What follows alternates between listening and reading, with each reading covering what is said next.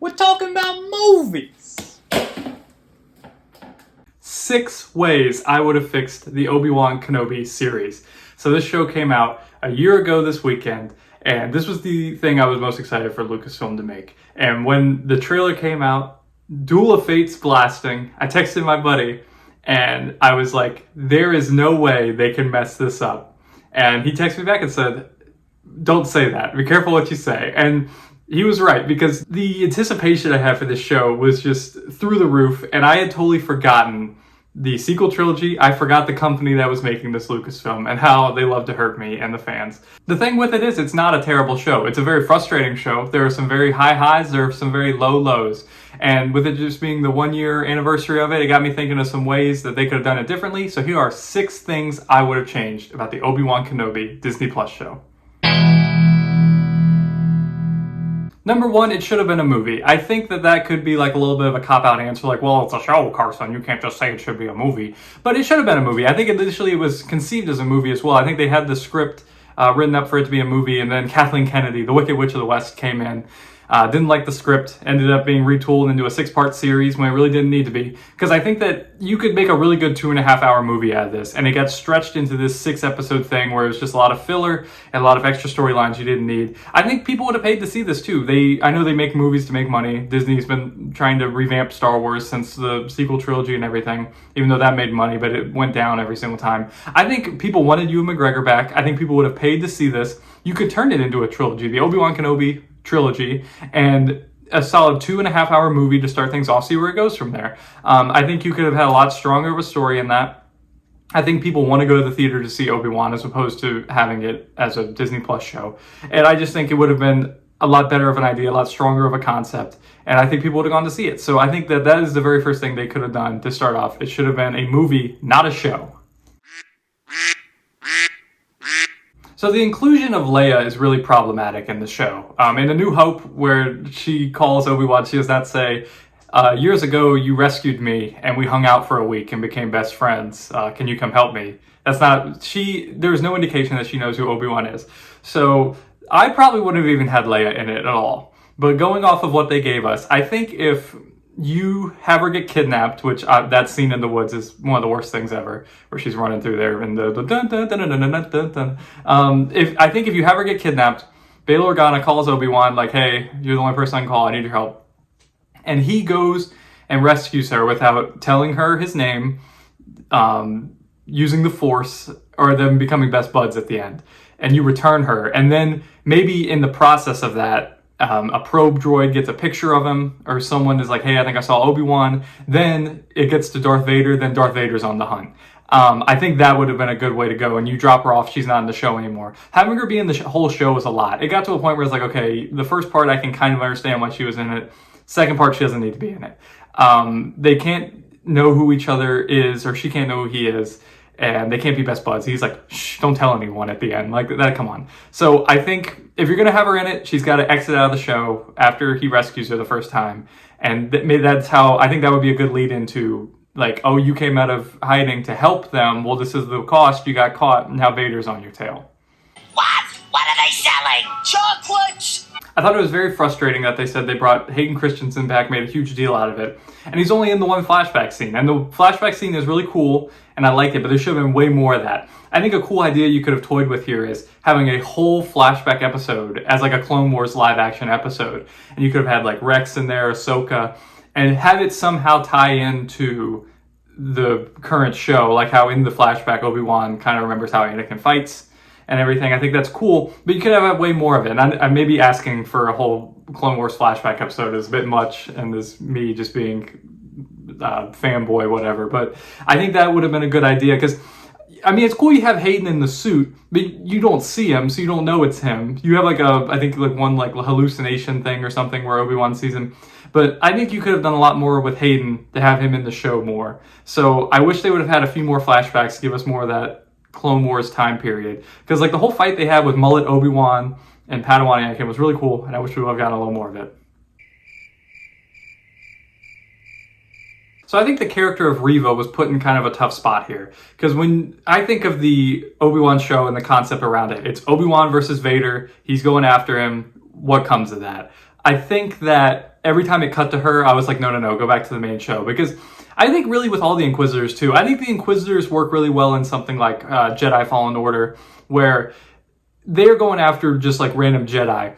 If they know where Obi-Wan is, Vader's not sending Inquisitors to go after him. He is going after him. So really, you don't need to have any Inquisitors in here. But if you are going to have her in there, she has to die, when she fights Vader. I know he wrecks her, but why would they just leave her there on the floor to die after the Grand Inquisitor was like, yeah, you left me to die and I'm still alive. That was dumb of you. Well, they did the same thing to her. She definitely should not know about Luke. That is ridiculous, that whole like last end episode part where she's chasing after Luke, but he never really like sees her. The fact that she knows about him is very problematic also. They're adding too much to the Star Wars canon that messes with it that I don't like. So I would have tried to have no Inquisitors in this. If you're gonna have them, they gotta not be going after Obi-Wan instead of Darth Vader, because Darth Vader's not gonna leave that up to someone else. So I think that the Inquisitors as a whole, I would probably just take out of the show and leave them into something like Fallen Order, where that works a lot better. So this whole Qui-Gon part really frustrates me. You tease him the entire show that Obi-Wan's calling out to him, and he's not hearing anything. You have it set up to where you can have an actual scene where like, okay, Qui-Gon's ready to talk to him now. They can like sit there and hash things out. Qui-Gon is the reason Obi-Wan trained Anakin. What does Obi-Wan think of that? Does he have like a little moment like, hey, well, what was up with that, man? So you could have him like maybe halfway through the show be able to communicate with him, be like, I don't know what to do. I lost him. Like, is he redeemable? What do I do? And Qui-Gon can talk to him. Then throughout the show, you can have like little moments where like he hears him through the Force, gives him advice, helps him. To throw him in the last 30 seconds of the show where he just pops up and is like, hey, that made me so sad and mad that that's literally just what they decided to do, because it's lazy. You could have had like some actual story writing where he's like in the show and he's talking to him and communicating with him, and had some really good conversations that they never got to have in the movies because Qui-Gon died. So I think that too, you teased him the whole show. Everybody knows he's going to pop up. I feel like they were like, oh, see, we put Qui-Gon in there. But like everybody was like, yeah, we knew you were going to put Qui-Gon in there. He talked about him every single episode. So that's just something really lazy and infuriating to me, and it made me sad. So I really wish they would have had Qui-Gon in there a lot more than they had him. Ah, come on, what are you doing? So this part, I think, is kind of my main gripe with the show, is that the duels were so uninspired and that the context surrounding them was kind of lazy, I think. So when they were coming up with this show, I was like, okay, so maybe the first time they fight, Obi-Wan has this irrational idea that he let Anakin down. He needs to try to talk to him and bring him back. Maybe he doesn't necessarily have to fight Vader, but he goes out of his way to confront him. Obviously, he's going to lose that fight, but then he knows, okay, Anakin's gone, I have to move on. Both times they fight in this show, I think it's very, very odd that it's super dark and they're just in the middle of nowhere surrounded by a bunch of rocks. To me, that's very lazy and uninspired, like, duel setting. Like, when they fight on Mustafar in Revenge of the Sith, there's so much going on, and it's like a great scene setting. And there's concept art of the show where they're fighting on Mustafar. I don't know why they didn't go with that. I think that if you have them just in the middle of nowhere, like, what's the point? When they first fought in episode 3, I thought something was kind of off. Like, everybody was like, oh, that was so great. I was like, was it though? Because they were just kind of running around rocks, and then Obi-Wan got his butt kicked for no reason. You have to give a reason for the fight. Like, maybe he thought he could bring him back. He couldn't. He lost. Okay, they got to move on. Then maybe you could have the talk with Qui-Gon that I was talking about in the last point, where like, I got to let him go. Then I think the ending of the second fight is very problematic, where Obi-Wan just lets Darth Vader live. He has a duty to the galaxy to take him out at that point with how many people he's killed and will continue to kill. He just leaves him there and lets him go. That's really stupid. I think that you have to have some form of environmental thing separate them to where there's no really end conclusion to the fight, and Darth Vader has to presume Obi-Wan is dead, or else he would just continue to go after him. Like the way they sell the fight, he just walks away, he leaves Darth Vader alive, and then Darth Vader just doesn't go after him again because they have a little 1 minute scene where the Emperor says, hey, leave him alone.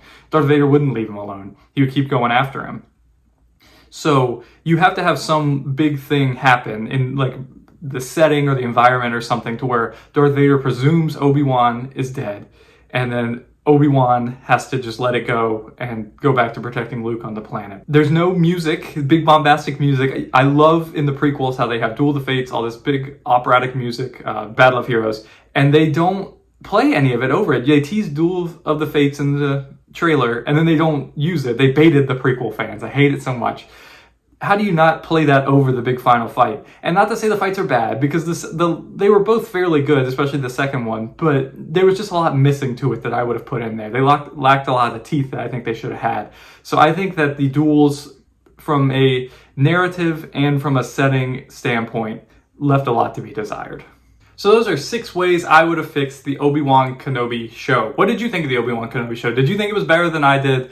Do you think that you have other ways you could fix it? Let me know in the comment section below what you thought. And thanks again for watching the video. I hope you guys will like and subscribe to the channel to help us grow. I'll be back soon with another review. Thanks.